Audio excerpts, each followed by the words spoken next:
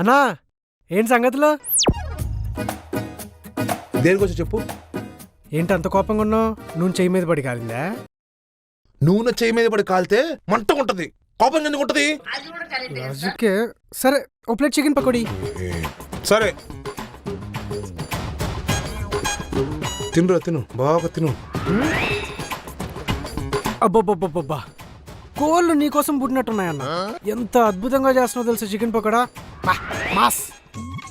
కోళ్ళు నా కోసం పుట్టాయో తెలియదు కానీ నేను నా షాప్ మాత్రం నీకు పెట్టడానికే పుట్టినట్టుంది. ఏంటో అలా మాడుతున్నావు? మరి ఇంకెలా మాట్లాడాలరా?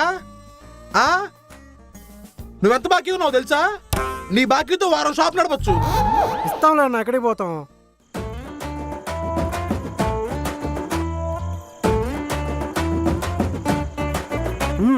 రాసుకో అన్న, నెక్స్ట్ మంత్ ఇస్తా. ఆగు. ఇందాక చెప్తే అర్థం కాలేదా నీకు? ఈ రోజు నువ్వు డబ్బులు కట్టే వెళ్ళాలి.